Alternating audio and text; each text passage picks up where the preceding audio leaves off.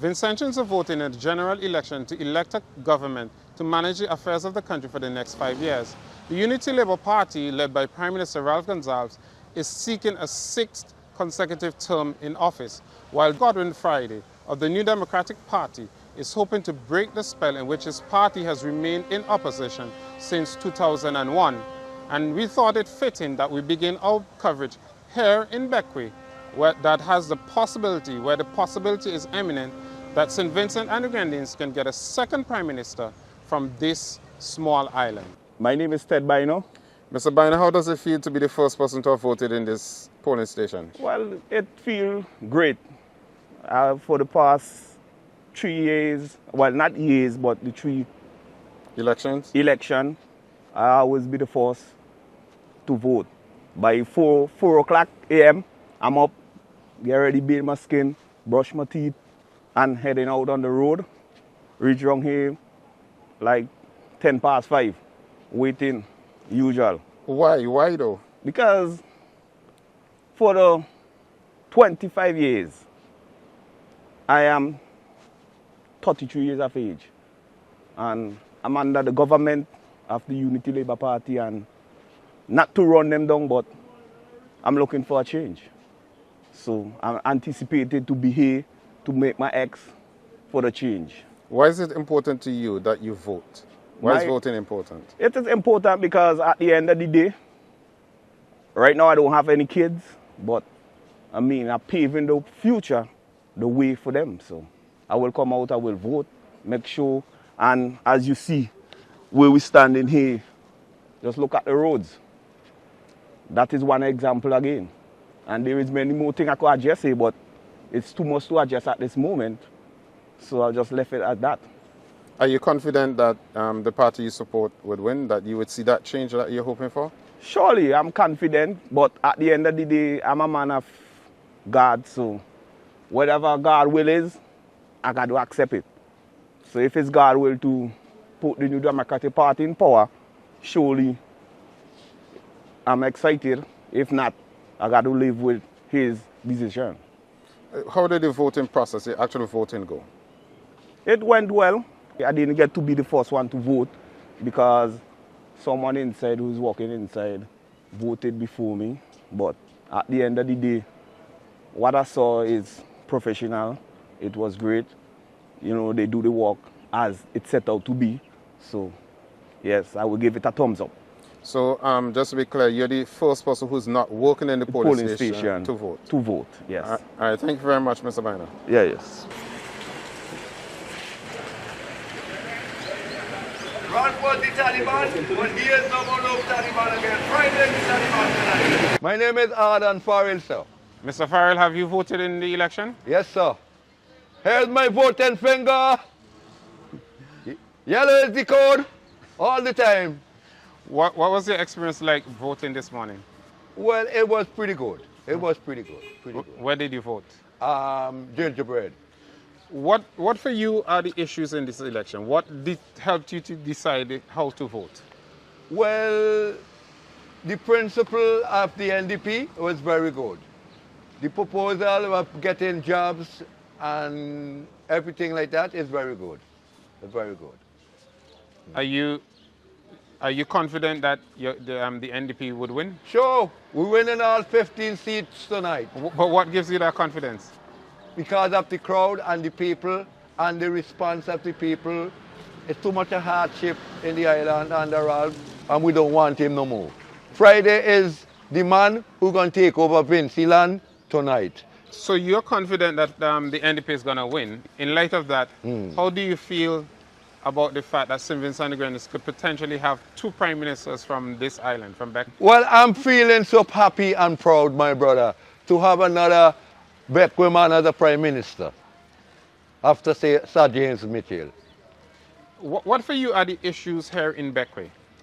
Well, the issues is about jobs. Jobs, and better paid jobs too. That is what the people want, and that is what we want in Bequia. We want better road, better hospital, better everything that you could think about, my brother. Because for the last 25 years, we've been staggering too much under ULP especially Ralph. He have no concern for the Bequia people, especially the Grenadines people. So that is why tonight we're going to come out victorious with all 15 seats. I have confidence in that. Do you mind if I ask you what you do? Are you retired or? Well, I retired. I was a sailorman, a seaman. I was a seaman. But as you see, my hip and my knees are not so wholesome. So what is retirement life like for you? Rough. Why? Because I can't walk. Can't walk. Do you get a pension? Or? Yes, I do get a pension. And I will be getting more on my pension, $500. And thank Friday for that, for bringing that proposal to everybody, pensioners. And the public servants, workers, who will get more money next month and their salary. Oh man, I can't wait for that day to come. Just can't wait. And what if the people don't decide in the way that you hope? Well, I mean, it's a good question you're asking me, but I still have confidence that we're going to come out victorious. All right, thank you very much, Mr. Farrer. Right, so thank you. All right. Okay, good. Mr. Williams, good morning. It's Hi. election day here in St. Vincent and the Grenadines. Yes. How are things going? Good morning, Kenton, and welcome to Bequia, paradise, as I would say. You know, thus far from my own early morning survey, things started off very smoothly, and things seem to be progressing in that manner. Right, I expect that this is how it will continue. The lines are there at the polling station, so it's shown that people have really turned out and are taking this election very seriously.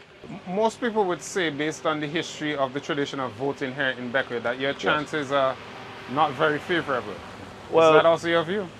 That might be the traditional way, but I'm one who believes in purpose, you know, and I'm one who believes in destiny, you know, hope, you know. So and for me, it is all about how do we come together as a people and elevate this island, move this island forward. That is why I really stepped forward in the beginning, you know. But the chances, yes, it's an uphill task, it's a mammoth task, but nothing, as you will know as a Christian man, that nothing is impossible once God is center, and He is center. So it's all up to the voters, and we see what could happen. You know, what didn't happen, Kenton, in 10,000 years, use that. Can in a snap of a finger, and can overnight, can in a day happen, you know? Dr. Friday's Canadian citizenship has become an issue in this election, and there have been the publication of notices urging people not to vote. Some people have criticized that as an attempt to get into the National Assembly via other means than the ballot or senatorial appointment. What would you say to those people? No, the thing is, and as you rightly said, it's something that is out there. On the grounds of principle, the Constitution states very clearly what qualifies or what disqualifies a person. For me, it's a principled position that if you, and there is a distinction between voting and representation. You know, and the distinction is that if you're going to represent, that you must clearly distinguish you from the others, in that you must have a full commitment, a total commitment to the people whom you seek to serve. You know, that is my principal position. I know there are some people who have talked about it and discussed, and the views vary here and there.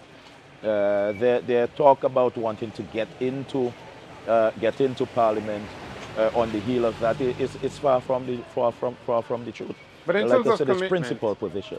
In terms of commitment, Dr. Friday has been living here continuously for 25 years. He came back to St. Vincent, built a home here, as far as I understand. Some people would say, well, what more commitment do you want? Well, the thing, it's more than just that of, yes, a commitment, building a house here, living here, being among the people. But we are talking about the obedience zone. We are talking about the loyalty zone. Right? And the principles that I talk about, the principal position of mine, is that who will you really represent when you really sit down at a table, a round table, whatever sort of table, to discuss matters that may conflict with this other country that you really would have sworn this allegiance to. And that is my principal stand on the thing. Will you represent the people that you're asking to elect you to serve, or will your allegiance, which must always be borne in mind when you're making decisions, because you are a sworn citizen, of that country. So your decisions will be influenced by that as well. For me, there should not be any outside influence of that kind at all. You're talking St. Vincent, and it ought to be, first and foremost, everything St. Vincent. Okay, I just want to make this observation because of the manner in which I'm going to produce this video, and Yes. to say that the legal minds are divided on the issue of whether or not Friday constitutionally can sit in Parliament. So that would be something that ultimately would have to be determined by the Yes, court. yes, But yes. what I want to ask you though, the ULP is going up for a 6th consecutive term in office. I don't know if it's been heard of in the Caribbean. They did get 5, your party did get 5. Yes.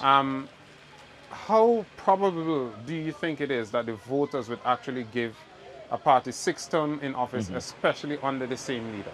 But I think it is. I think it's going to happen. You know, it is going to happen, to answer the question. And I'll put it like I've even explained to my wife. You know, is that and she's been a good wife. You know, and she is a good wife. Why would I want to change her? You know, in the middle of something just because. You know, because she's a good wife. You know, and I'll bring that home relative to the country and to the governance. Things are happening. Things are moving. We are advancing. And why should I change? And why would the people want to change what is happening good? You know, as a Christian man, Kenton, you understand the biblical terminology relative. Him who findeth a wife findeth a good thing. But some people do fall out of love with their good wives. They do. Or their good husbands. They do fall out of love with their thing. But in this case, the people have not fallen out of love at all. They have not. You know, rather the love for have grown. You know, and yes, there are some people who may say, well, I didn't get this here and I didn't get that there. But if you really sit down and talk to them on a greater scale or spectrum in terms of how St. Vincent have developed and how St. Vincent, the trajectory of St. Vincent, they will all agree that St. Vincent have really moved and is continuing in that trajectory. And I understand the antsiness with regards to the 5, 6, 25 years, that length of time. But the fact of the matter is, if a person is good and the person have the willpower and still the mental capacity and competence to perform, to do the work, I have no issue with that, and I don't think the masses of Vincentians would have an issue with that. So I do think that the causes at the end of this election will be in the favor of the Unity Labour Party, and will continue. Mr. Williams, I appreciate that you're very busy, and I really, really want to thank you for taking these minutes to talk to me. It is a pleasure, right. You know. Good morning. Good morning. So you're on your way to the polling station? Yes, I am. First-time voter? Yes. How does it feel to be old enough to cast a ballot? It feels great to think and cast my vote where it should be. Where it should be? Can I ask, how did you decide how you're going to vote? I decide on that based on my family's background and my own observation. Tell me a little bit about your observation. What are the issues that are important to you? Well, before I came down to this island, I've seen improvement on the mainland where I am from. Because living in Park Hill, I remember there were times that walking through the tunnel, we can't even, come through because it's like sometimes we feel like it going drop on us, water dripping on us and all these sort of things. And through the ULP, we've seen a lot of improvement in my village in Park Hill before I came to Bequia. So I think all those improvements pushed me to put my eggs where it should be. Do you mind if I ask you, where do you think it should be? When you say where it should be, what do you mean? Next to the star. Next to the star. And I'm happy with that decision. Of course, it's your own decision. It's not a decision that you need to defend to anybody. So what is the difference between Park Hill and Bequia? Well, let me see. I've grown more up there than down there. I've my life based on a country life, not in Bequia. I'm just living down here because of reasons. So when I came down here, I don't know much background about down here. So that's a big difference to me. I can't really comprehend what. So the culture is a lot different. Yeah. I've been living down here for a very long time, but it still doesn't combine with me still. Some people are saying that the government has been in for a long time and that it's not a good thing for a government to be in office for such a long time. Well, But if the just a second. You as a first-time voter, however, you said that you're going to vote to keep the government there. How would you respond to those people who say, oh, we should change the government because it's been there for too long? I have nothing to say to them. I have nothing to say to them. But I guess you don't agree with that view. No. Right. Do you mind if I ask you your name? You don't have to say it if you don't want to. No problem. But no. You don't want to say your name. All right, thank you very much for speaking to me, and congratulations on being able to vote for the first time. All the best to you. You're welcome.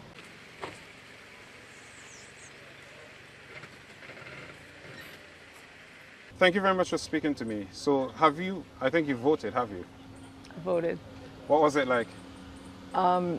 Straightforward, but it took a long time to get in there. About how long? I got at the polling station 6:40, and I just came out. It's 8:43. It's 2 hours. Well, it's an hour and 43 minutes since polling started. Yeah. Were there a lot of people ahead of you? Not really. Not that many people. I did notice that they were making allowances for some who, were elderly or people who disabled in any way. Yeah. So understandable. Perhaps going forward, perhaps a separate line for people like that with some chairs, a tent. Yeah. Yeah, they could definitely make it a little more comfortable for people, especially who are not able-bodied people. Can I ask, what are the issues that were important to you in helping you to arrive at your decision? One, to vote, and who to vote for? It is not, in my opinion, healthy for any democracy to have any one party in for that long. I just feel like you're allowed too much time to maybe it's too much time. It's too much time. Leave it at that. I think that if you believe in democracy, it's the one thing that you can do. It's not hard. We should all be able to be happy to take our time and go to the polls. So I guess it would be reasonable to conclude that you voted for change. I voted for change. And outside of change, were there any other issues? I mean, if you look around, certainly living in the Grenadines, certainly living in Bequia, you look around and you see the way our government buildings are in a serious state of disrepair. Again, even the voting process today, somebody went to use the bathroom and it's like, oh, the bathroom's locked, and then I guess eventually it got open. But little things like that, it's just everything doesn't need to be chaotic. Everything can be streamlined better. There's better ways to do things, and I think we need to be open to the fact that if we've been doing things the same way for 25 years, that's a lot of time. There's no excuse at this point. Like, we need to get there. We need to do better. We need to have improvements within our society and our processes. Like, people, again, living in the Grenadines, like, we shouldn't have to go to the mainland to get a driver's license. We shouldn't have to go to the mainland to get a birth certificate. Like, little things like that. It shows a lot of disregard, I think, for people who are living in the Grenadines. So for me living here, I think I can only speak to my experience living in Bequia, and I feel we can do a lot better. But you said that, but I hear you speak with what sounds like a non-Vincentian accent. Correct. I spent most of my life in Canada. I chose to move back here over 3 years ago. Over 3 years ago? Yeah. And do you plan to stay here for? This is my home. I'm forever here. It was always in my heart to come back here because I love here, and again, why it's so important for me to vote today, because I'm here because I chose to be here and I want to be a productive part of my society and my community here. Okay, so as a Vincentian who was born and spent quite a bit of time in Bequia, we just allow this to pass. Okay, so as a Bequian Vincentian, can I say that? Yeah, yeah. How does it feel about the prospects of having a second Prime Minister from Bequia? I mean, I guess it could be exciting for some. It doesn't, that in and of itself doesn't mean a lot to me, actually. I've never been affiliated with any party. I look at the policies, I look at my environment and I make my own assessment on it. So the fact that Dr. Friday is from Bequia, born and raised, well, yeah, born and raised, really. It doesn't make a difference on me personally, but I'm sure it does matter to some people. And let me ask you something, because you also lived in Canada. This attempt to get voters not to vote for Dr. Friday because of his Canadian citizenship, what do you think about that? I think if anybody can read and understand and took a moment to look at the Constitution, it seems clear to me that because Canada and St. Vincent are both part of the Commonwealth, it shouldn't be an issue. And I think that it's not like it's his first time running. If you had an issue with it, you should have contested it a long time ago. It's, yeah. Did you take part in the campaign, or did you look at it from a distance? I guess more passively I took part, but yeah, passively. And what do you think about the campaign for these elections?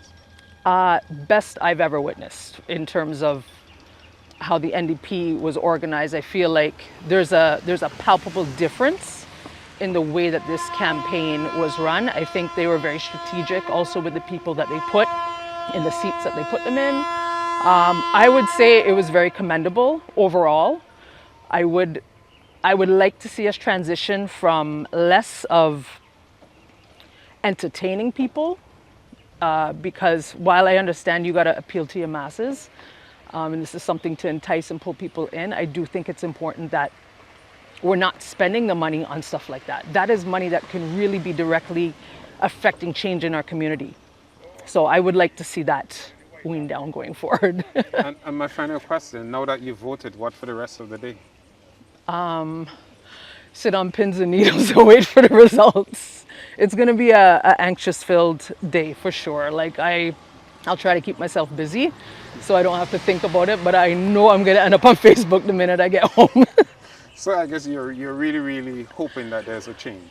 Yeah, I'm very invested in the outcome of this. Like I'm looking forward to finally being able to say that we have change, because every election it's like people get their hopes up, and I couldn't vote living not here. So this is the first election that I'm here, I'm back home, that I can vote, and that yeah, I'm very close to it this time, so it means a lot more to me. I don't know if I had to ask you a name or if you'd be willing to say. Yeah, I'm Amanda Correa. The polls are now closed, and within a matter of hours, St. Vincent and the Grenadines should know the collective will of the electorate. Residents of this island are excited by the prospects that this small island could become the only place in St. Vincent and the Grenadines to have produced 2 prime ministers. Kenton Chance, Eyewitness News, Bequia, St. Vincent and the Grenadines.